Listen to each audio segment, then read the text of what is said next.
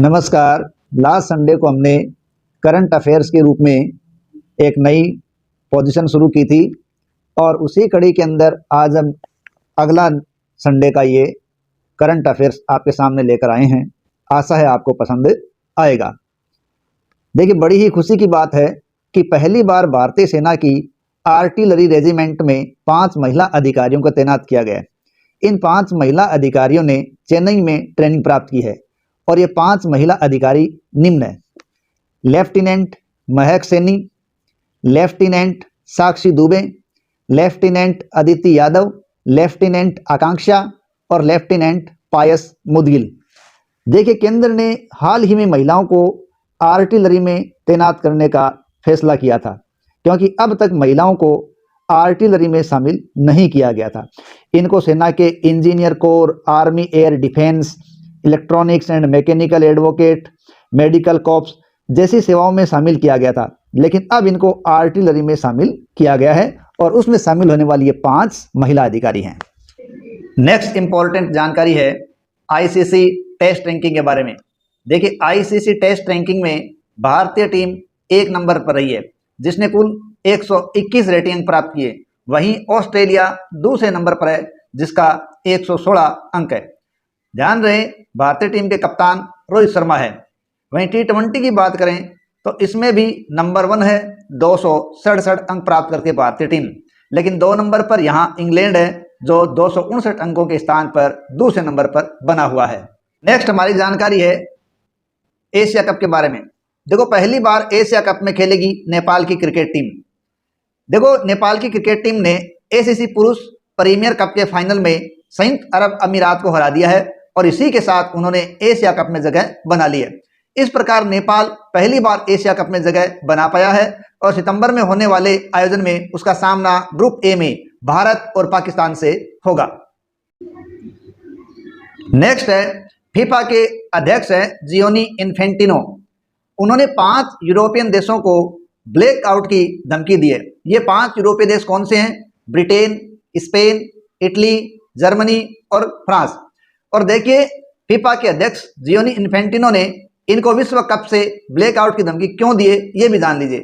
देखिए, ये राष्ट्र हैं, वो आगामी महिला फुटबॉल विश्व कप के प्रसारण के अधिकारों को लेकर ये कोई भी रुचि नहीं दिखा रहे हैं, तो ब्रॉडकास्टर कोई रुचि नहीं दिखा रहे हैं, इसीलिए उन्होंने विश्व कप के ब्लैकआउट की धमकी इन 5 देशों को दी है। नेक्स्ट है, यूनिसेफ की एक रिपोर्ट के अनुसार दुनिया में बाल विवाह कम होने की दर धीमी है। हालांकि बाल विवाह कम हो रहे हैं, लेकिन यह दर बहुत कम है। अगर यही दर बनी रही तो बाल विवाह को खत्म होने में लगभग 300 साल लग जाएंगे। ये जो रिपोर्ट तैयार की है यूनिसेफ की तरफ से, उस रिपोर्ट तैयार करने वाले दल की मुखिया का नाम है क्लाउडिया कापा।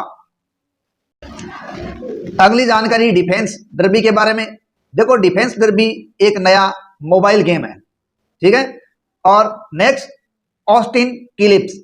ऑस्टिन क्लिप्स है, यह यूसीआई महिला स्टेज रेस में जीतने वाली पहली ट्रांसजेंडर एथलीट बन गई है और ये साइकिलिस्ट हैं। इन्होंने मेक्सिको में आयोजित टूर ऑफ गिला की 5वें चरण में जीत हासिल कर ली है। नेक्स्ट, ब्रिटेन के चार्ल्स तृतीय के राज्य अभिषेक समारोह में भारत की तरफ से उपराष्ट्रपति जगदीप धनखड़ शामिल हुए। ब्रिटेन के चार्ल्स तृतीय का यह राज्य अभिषेक समारोह 6 मई को संपन्न हुआ है। अगला है, 14 जुलाई को फ्रांस के राष्ट्रीय दिवस बास्टिल डे पर प्रधानमंत्री मोदी जी बतौर मुख्य अतिथि शामिल होंगे और भारतीय सेना की एक टुकड़ी भी सशस्त्र सेनाओं के साथ परेड में मार्च पास्ट करेगी। ध्यान रहे, 14 जुलाई 1789 को फ्रांस के अंदर बास्टिल किले का पतन क्रांतिकारियों ने कर दिया था, क्योंकि वो एक जेल था, तो उसका पतन 14 जुलाई 1789 को हुआ था। इसीलिए फ्रांस अपना राष्ट्रीय दिवस है वो प्रतिवर्ष 14 जुलाई को मनाता है। नेक्स्ट है, अमेरिका के डॉक्टरों ने एक अपनी तरह का मेडिकल हिस्ट्री में एक इतिहास रचा है। अमेरिका के मैसाचुसेट्स राज्य के बोस्टन में एक गर्भस्थ शिशु की ब्रेन सर्जरी करके अमेरिका के डॉक्टरों ने इतिहास रच दिया। ये दुनिया का पहला मामला है जब एक गर्भस्थ शिशु की इस प्रकार की सर्जरी की गई है।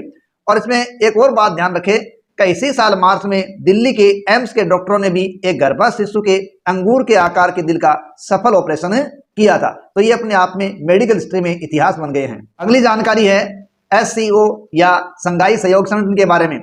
देखिए, संघाई सहयोग संगठन के विदेश मंत्रियों की बैठक पणजी गोवा में आयोजित हो रही है और भारत के विदेश मंत्री हैं एस जयशंकर जो इसके अंदर शामिल हुए हैं।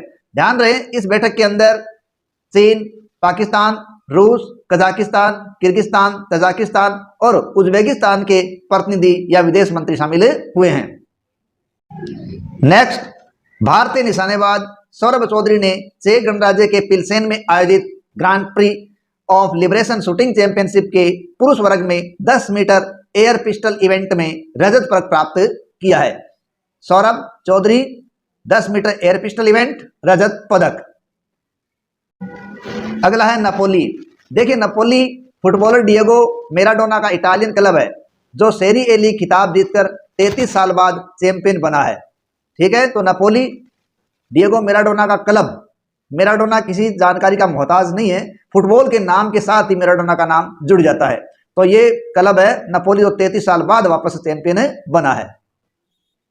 ध्यान रहे, ये क्लब है वो मैराडोना की कप्तानी में 1987 और 1990 में चैंपियन बना था, लेकिन मैराडोना के रिटायर होने के बाद ये क्लब कभी भी इस ट्रॉफी तक नहीं पहुंच पाया और अब 33 साल बाद ये इसमें पहुंचने में कामयाब हुआ है। अगली हमारी महत्वपूर्ण जानकारी है देश के पहले केबल आधारित रेल ब्रिज के बारे में। देखिए, देश का पहला केबल आधारित रेल ब्रिज जम्मू कश्मीर में बनकर तैयार हुआ है। यह रेल ब्रिज चेनाब नदी की सहायक नदी अंजी नदी पर बना है। ठीक है, तो अंजी खंड है यह रेल ब्रिज कटरा और रियासी खंड को आपस में जोड़ेगा। इस ब्रिज में केवल एक ही पिलर का इस्तेमाल किया गया है और यह जो पुल है वो देखिए लगभग 725 मीटर लंबा है और ये नदी के तल से 331 मीटर ऊपर है, 331 मीटर ऊपर है और ये कटरा और रियासी को जोड़ देगा। एक खास बात यह भी है कि इसके निर्माण में रिकॉर्ड 11 महीने का ही समय लगा है और इसकी ऊंचाई 193 मीटर है और वही नदी के तल से टावर तक की ऊंचाई देखें तो वो देखिए 331 मीटर है। ये विशेष बात है कि नदी के तल से टावर की यदि अपन ऊंचाई देखें तो वो कितनी है, 331 मीटर है। और ध्यान रखें, ये जो एफिल टावर है पेरिस का वो 330 मीटर है। तो इस प्रकार ये उससे भी ऊपर है। नेक्स्ट हमारी विशेष बात है कि प्रधानमंत्री नरेंद्र मोदी जी के रेडियो कार्यक्रम मन की बात के 100 एपिसोड पूरे हो गए। देखिए, प्रधानमंत्री जी के मन की बात के प्रोग्राम का प्रसारण पहली बार 3 अक्टूबर 2014 को हुआ था और ये जो प्रसारण है वो 52 भारतीय भाषाओं और बोलियों में और 11 विदेशी भाषाओं में प्रसारित किया जाता है। और ये 100वां जो प्रोग्राम था उसका लाइव ब्रॉडकास्ट संयुक्त राष्ट्र के न्यूयॉर्क स्थित हेड क्वार्टर पर भी किया गया। इस प्रकार 30 अप्रैल को, ध्यान रखें कितने अप्रैल को, 30 अप्रैल को 100वां प्रोग्राम या मन की बात कार्यक्रम हुआ था। नेक्स्ट है जयपुर शहर की मानसागर जल महल। देखिए, ये मानसागर और जल महल एक के ही नाम है। तो जयपुर शहर की मानसागर या जल महल और अजमेर की अन्ना सागर झील के जरिए लोगों को सस्ती बिजली उपलब्ध करवाई जाएगी। देखिए, राजस्थान अक्षय ऊर्जा निगम ने पायलट प्रोजेक्ट के तहत मानसागर या जल महल और अन्ना सागर को चिन्हित किया है और दोनों जगह पर ही जल्द ही फ्लोटिंग सोलर प्लांट लगेंगे, ऐसा प्रस्ताव सरकार के पास भेजा गया है। तो इस प्रकार पहली जो फ्लोटिंग स्थिति होगी या जो फ्लोटिंग सोलर के लिए चुने गए क्षेत्र हैं वो मान सागर जलमहल या फिर अन्ना सागर दोनों है। नेक्स्ट सूचना है पाकिस्तान के बारे में। लंबे समय से देखो हम सुन रहे हैं, चर्चा में रह रहा है कि पाकिस्तान के आर्थिक हालात बड़े नाजुक है। इसी पर बिजनेस रिकॉर्डर की एक रिपोर्ट के अनुसार पाकिस्तान अपने बढ़ते बाहरी कर्ज के कारण विश्व के उन 15 देशों की सूची में शामिल हो गया है जो भारी बाहरी कर्ज के दबाव में है। अगर पाकिस्तान के ये हालात नहीं सुधरे तो पाकिस्तान एक कर्ज प्रतिबंधित देश बन जाएगा, अर्थात अब उसे आगे किसी देश से कर्ज नहीं मिलेगा। तो आर्थिक हालात दिन प्रतिदिन बिगड़ते जा रहे हैं। अगली महत्वपूर्ण जानकारी है सुल्तान अल नयादी के बारे में। देखिए, सुल्तान अल नयादी यह संयुक्त अरब अमीरात UAE के एक अंतरिक्ष यात्री हैं और यह अंतर्राष्ट्रीय अंतरिक्ष स्टेशन पर स्पेस वॉक करने वाले पहले अरब यात्री बन गए और साथ ही साथ ये भी बताया गया है कि स्पेस वॉक करने वाले वो पहले मुस्लिम भी हैं। अगली हमारी महत्वपूर्ण जानकारी है अजीत कुमार मोहंती के बारे में। देखिए, अजीत कुमार मोहंती भौतिक विज्ञानी और भाभा परमाणु अनुसंधान केंद्र के निदेशक हैं। ठीक है, देखिए भाभा परमाणु अनुसंधान केंद्र है वो मुंबई में स्थित है और मुंबई में इसकी स्थापना 1954 में होमी जहांगीर भाभा ने की थी। और यह परमाणु अनुसंधान जो केंद्र है मुंबई का, यह परमाणु अनुसंधान या नाभिक अनुसंधान से संबंधित है। तो इनके निदेशक है अजीत कुमार मोहंती। तो अब अजीत कुमार मोहंती को परमाणु ऊर्जा आयोग का अध्यक्ष भी नियुक्त किया गया है। और साथ ही साथ परमाणु ऊर्जा विभाग के सचिव की जिम्मेदारी भी देखिए अजीत कुमार मोहंती के पास ही रहेगी और ये के.एन. व्यास का स्थान लेंगे। अगली इंपॉर्टेंट जानकारी है एशियन चैंपियनशिप के बारे में। देखिए बैडमिंटन एशिया चैंपियनशिप में भारत को मिला पहला गोल्ड। भारतीय युगल जोड़ी है सात्विक साईराज रैंकीरेड्डी और चिराग शेट्टी।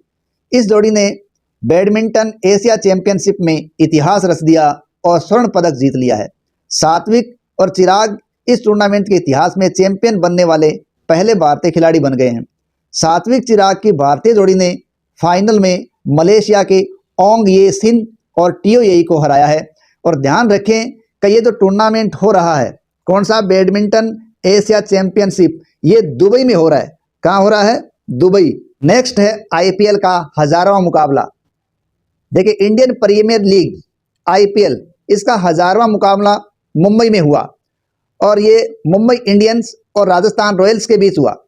राजस्थान रॉयल्स के यशस्वी जायसवाल ने इसमें पहला शतक लगाया है और कप्तान रोहित शर्मा का ये 150वां मैच था जब उन्होंने मुंबई इंडियन के लिए खेला और ये मुकाबला मुंबई इंडियन ने 6 विकेट से जीता था। अगला महत्वपूर्ण बिंदु है मनीषा दुबे के बारे में। देखिए जो मनीषा दुबे है वो एक यंग इनोवेटर और इन्वेंटर है जो 9.5 साल की कक्षा 6 की विद्यार्थी है और इसने इंडिया बुक ऑफ रिकॉर्ड में अपना नाम दर्ज करवाया है क्योंकि इन्होंने बच्चों के लिए एक सेफ्टी बैंड बनाया है। और ये मूल रूप से तो देहरादून की रहने वाली है लेकिन वर्तमान में जोधपुर में अध्ययन कर रही है। देखिए इन्होंने जो सेफ्टी बैंड बनाया है वो बच्चों को मुसीबतों से या किसी खतरे के एहसास होने पर घर वालों को या अपने परिचित को सूचना देने का काम करेगा और अपने आप को बचाने में सक्षम हो पाएंगे। अगली हमारी देखिए महत्वपूर्ण जानकारी है एथलेटिक्स पर। देखिए 5वीं एशियन यूथ एथलेटिक चैंपियनशिप है, उसमें नरपत सिंह ने कांस्य पदक जीता है। देखिए 5वीं एशियन यूथ एथलेटिक चैंपियनशिप है, उसका आयोजन ताशकंद उज्बेकिस्तान में किया गया। उसमें गांव लंबोरबड़ी, जिला चूरू, राजस्थान के निवासी नरपत सिंह ने कांस्य पदक जीता है। नरपत सिंह है वो हैमर थ्रो से खिलाड़ी हैं और हैमर थ्रो के लिए इन्होंने अब 67.27 मीटर थ्रो किया था और इसी के लिए इनको कांस्य पदक प्राप्त हुआ है। नेक्स्ट, वर्ल्ड ऑफ स्टैटिस्टिक्स ने 104 देशों की सूची जारी की है। वर्ल्ड ऑफ स्टैटिस्टिक्स की सूची में भारत 65वें नंबर पर है। देखिए वर्ल्ड ऑफ स्टैटिस्टिक्स है वो वेतन देने के मामले में रिपोर्ट जारी करता है, तो उसने 104 देशों की ये सूची जारी की है। इस सूची में स्विट्जरलैंड है वो अपने कर्मचारियों को सबसे ज्यादा वेतन देता है। इसका मतलब सबसे ज्यादा वेतन के मामले में स्विट्जरलैंड 1 नंबर पर है और वहीं लग्जमबर्ग है वो दूसरे नंबर पर है और इसमें भारत है वो 65वें नंबर पर है और पाकिस्तान सबसे अंत यानी 104 नंबर पर है, यानी वो सबसे कम वेतन देता है। औसतन माना गया है कि स्विट्जरलैंड है वो अपने कर्मचारियों को हर माह है औसतन 5 लाख रुपए का वेतन देता है। इसी प्रकार यदि हम भारत की बात करें जो 65वें नंबर पर है, वो अपने कर्मचारियों को औसतन प्रति माह 46,871 रुपए का भुगतान कर रहा है और वही पाकिस्तान मात्र 11,861 रुपए मासिक वेतन के रूप में दे रहा है। तो इस रिपोर्ट में वर्ल्ड ऑफ स्टैटिस्टिक्स रिपोर्ट में भारत 65वें नंबर पर है। आगे कुछ विशेष शॉर्ट न्यूज है। पहली है स्पेन सर्विस। देखिए स्पेन सर्विस है क्या? स्पिन सर्विस, देखिए स्पिन सर्विस है ये स्पिन सर्विस, ये बैडमिंटन से संबंधित नई सर्विस है जिस पर प्रतिबंध लगाने की मांग की जा रही है क्योंकि ऐसा माना जा रहा है कि कुछ खिलाड़ी हैं वो स्पिन सर्विस का इस्तेमाल करके मैच को अपने पक्ष में करने का प्रयास कर रहे हैं, इसलिए इस पर विवाद छिड़ा हुआ है। अगली सूचना है छत्तीसगढ़ के बारे में। देखिए छत्तीसगढ़ सरकार ने 2012 में 58% आरक्षण दिया था लेकिन हाईकोर्ट ने इस पर रोक लगा दी थी और अब सुप्रीम कोर्ट ने इस रोक को हटा दिया है। तो इस प्रकार छत्तीसगढ़ में 58% आरक्षण का रास्ता साफ हो गया है। नेक्स्ट है आर्टिफिशियल इंटेलिजेंस के बारे में। देखिए आर्टिफिशियल इंटेलिजेंस टूल्स पर लगाम लगाने के लिए यूरोपियन यूनियन है वो दुनिया का पहला कानून ला रहा है क्योंकि देखिए आगे आने वाला टाइम है वो इंटेलिजेंस आर्टिफिशियल का ही बता रहा है, तो सारी दुनिया है वो इसकी तरफ देख रही है और हो सकता है इसमें आने वाले समय के अंदर कोई चिंताजनक काम हो जाए, इसलिए एआई पर बंदिश लगाने के लिए या कुछ विशेष नियम बनाने के लिए यूरोपियन यूनियन है वो कानून बनाने के लिए 11 मई को बैठक और वोटिंग कर रहा है। हालांकि इस पर कानून बनाने के लिए यूरोपियन यूनियन को है वो आम सहमति मिल चुकी है। अगला हमारा महत्वपूर्ण बिंदु है गेम से संबंधित MVA हाई परफॉर्मेंस एथलेटिक्स, जो कि चुला विस्ता अमेरिका में हो रही है। उसके अंदर मुरली श्रीशंकर ने लॉन्ग जंप में स्वर्ण पदक प्राप्त किया है, जो बहुत ही बड़ी खुशी की बात है। अगली हमारी महत्वपूर्ण बात है आर्कटूरस वेरिएंट के बारे में। देखो, वर्तमान में जो कोरोना का नया वेरिएंट सामने आया है उसका नाम आर्कटूरस वेरिएंट है, जो संक्रमण के मामले में पहले से 1.2 गुना अधिक संक्रामक है। वैज्ञानिकों ने माना है कि ये ज़्यादा खतरनाक नहीं है और ये वर्तमान में लगभग 38 देशों के अंदर सामने आ रहा है। नेक्स्ट हमारी जानकारी है बेरनिस बंदरगाह मिस्र के बारे में, जहाँ पर महात्मा बुद्ध की मूर्ति और संस्कृत में लिखा शिलालेख मिला है। इससे ये सबूत मिलता है कि रोमन युग के दौरान भारत के साथ मिस्र के व्यापारिक संबंध रहे थे। देखिए, पोलिस अमेरिकी पुरातत्ववेत्ताओं का एक दल है, वो 1994 से बेरनिस के इस स्थल पर कार्य कर रहा है जहां ये लेख मिला है, प्रतिमा मिली है। और ये जो संस्कृत का शिलालेख है वो लगभग 200 सन का बताया गया है। नेक्स्ट हमारी जानकारी है रक्षा मंत्री राजनाथ सिंह के बारे में, जिन्होंने हाल ही में मालदीव का दौरा किया है और मालदीव के राष्ट्रपति इब्राहिम मोहम्मद सालिह से मुलाकात की है। रक्षा मंत्री ने मालदीव को एक तेज गश्ती पोत और लैंडिंग क्राफ्ट उपहार में दिया है। यह रक्षा मंत्री की पहली मालदीव यात्रा है। अगली सूचना बहुत ही महत्वपूर्ण है कि सुरक्षा परिषद में भारत की स्थायी सदस्यता पर चीन ने वीटो पावर का इस्तेमाल किया है। ध्यान रहे, 5 राष्ट्रों के पास वीटो पावर है, जिनमें अमेरिका, ब्रिटेन, रूस, फ्रांस ने समर्थन किया है, लेकिन चीन ने वीटो का इस्तेमाल किया है, अर्थात निषेधाधिकार का इस्तेमाल कर लिया। 2015 के फ्रेमवर्क के अनुसार संयुक्त राष्ट्र संघ के 122 में से 113 सदस्य हैं, वो सुरक्षा परिषद के स्थायी और अस्थायी श्रेणियों में सुधार करना चाहते हैं, विस्तार करना चाहते हैं। संयुक्त राष्ट्र संघ में भारत की स्थायी प्रतिनिधि वर्तमान में रुचिरा कंबोज हैं। सुरक्षा परिषद में भारत की अस्थायी सदस्यता 31 दिसंबर 2022 को समाप्त हो चुकी है। और ध्यान रहे, सुरक्षा परिषद में 5 स्थायी और 10 अस्थायी सदस्य हैं। नेक्स्ट हमारी जानकारी है लोकसभा की प्राक्कलन समिति के बारे में। देखिए, लोकसभा की प्राक्कलन समिति 30 सदस्यीय समिति है, जिसमें राजस्थान के 3 सांसद पाली के पीपी चौधरी, श्री गंगानगर के निहाल चंद चौहान और जयपुर ग्रामीण के सांसद राज्यवर्धन सिंह राठौड़ है, उनको चयनित किया गया है। ध्यान रहे, लोकसभा अध्यक्ष ओम बिरला है, जिन्होंने संजय जायसवाल को प्राक्कलन समिति का अध्यक्ष मनोनीत किया है। ध्यान रहे कि गिरीश बालचंद्र के जो 30 मार्च को देहांत हो चुके हैं। मोचा, देखिए मोचा एक चक्रवाती तूफान है, जिसे लेकर ओडिशा, पश्चिमी बंगाल, आंध्र प्रदेश और तमिलनाडु में अलर्ट जारी किया गया है।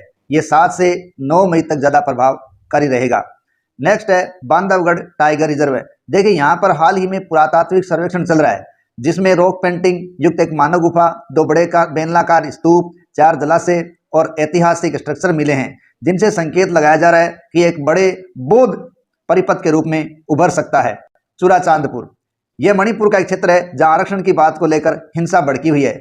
यहाँ कुकी जनजाति है, वो मैतेई समुदाय को आरक्षण देने का विरोध कर रही है और तभी से मणिपुर है वो दंगे की आग में झुलस रहा है। नेक्स्ट हमारी जानकारी है विद्या रानी के बारे में।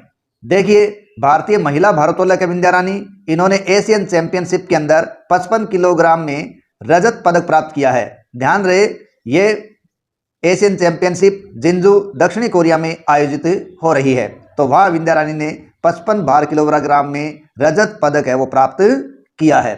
चलिए, अगली महत्वपूर्ण जानकारी है सा केरी रिचर्डसन के बारे में। यह एक अमेरिकी धावक है, जिन्होंने दोहा डायमंड लीग में 100 मीटर की फराटा दौड़ मात्र 10.76 सेकंड में पूरी कर ली है और इसी के साथ उन्होंने 10.80 सेकंड का टोरी बॉबी का रिकॉर्ड तोड़ दिया है। ध्यान रहे, टोरी बॉबी हाल ही में अपने ही घर में मृत पाई गई थी और टोरी बॉबी वही हैं जिन्होंने रियो ओलंपिक के अंदर रजत पदक, स्वर्ण पदक और कांस्य पदक, तीनों पदकों पर हिस्सा आजमाया था या तीनों पदक प्राप्त किए। इसलिए हमारी जानकारियां कुछ शॉर्ट रूप में है। देखिए, पहली जानकारी है आयुष्मान भारत दिवस कब मनाया जाता है। ये 30 अप्रैल को मनाया गया था और ध्यान रहे, आयुष्मान भारत है वो 2018 को शुरू हुआ था, तब से 30 अप्रैल को मनाया जा रहा है। नेक्स्ट, गोल्डन ग्लोब रेस पूरी करने वाले पहले भारतीय कौन बने हैं? तो ये बने अभिलाष टॉमी। तीसरा है अंतर्राष्ट्रीय श्रमिक दिवस कब मनाया जाता है? देखो ये 1 मई को मनाया जाता है। इसे मजदूर दिवस या लेबर डे के नाम से भी जाना जाता है। नेक्स्ट है संतियानो पेना, ये पराग्वे के राष्ट्रपति बने हैं। अगला है अजरबैजान ग्रैंड प्रिक्स 2023 का खिताब किसने जीता? तो ये सर्जियो पेरेज ने जीता है। नेक्स्ट है रणजीत गुहा, ये प्रसिद्ध इतिहासकार है जिनका हाल ही में निधन हो गया है 100 वर्ष की आयु में। नेक्स्ट जानकारी है वंतिका अग्रवाल के बारे में। देखिए अंतर्राष्ट्रीय मास्टर्स खिताब जीतने वाली ये 11वीं महिला बन गई है, ठीक है। और नेक्स्ट है क्रिस्टियानो रोनाल्डो के बारे में। देखिए फोर्ब्स की 2023 की हाईएस्ट पेड एथलीट की लिस्ट बनी है, उस लिस्ट में शीर्ष स्थान पर बने रहे हैं क्रिस्टियानो रोनाल्डो। नेक्स्ट है वर्ल्ड प्रेस फ्रीडम इंडेक्स। देखिए इस इंडेक्स में नॉर्वे शीर्ष स्थान पर है, जबकि इंडिया 161वें नंबर पर है और ये 180 देशों की सूची है। अगला है the future of jobs report 2023 किसके द्वारा जारी की गई है? तो ये विश्व आर्थिक मंच द्वारा जारी की गई है।